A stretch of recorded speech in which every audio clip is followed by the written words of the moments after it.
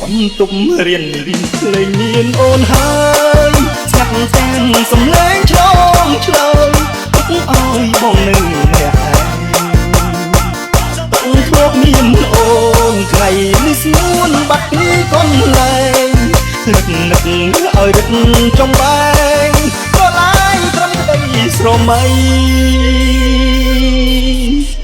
ស្នេហ៍វ័យសិក្សាវាសនាមិនតបក្រោយពេលបានប្រឡងជួប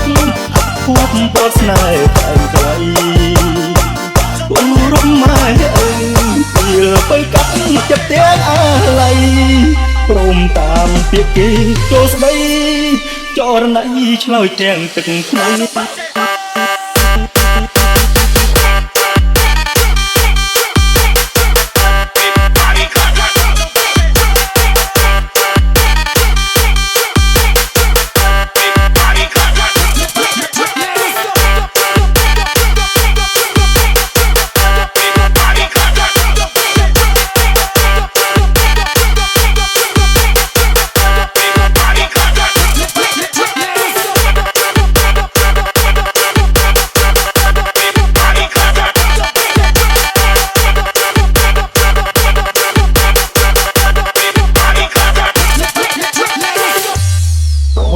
ត្រូវដើរចេញពីអូនព្រោះបងដឹងខ្លួនមិនគួរនៅជែកចាប់ស្នេហ៍យ៉ាងណាត្រូវតែបែងចែកទឹកដួងទៅហ៊ានពុះហែករំលែកតាមចិត្តពុំងា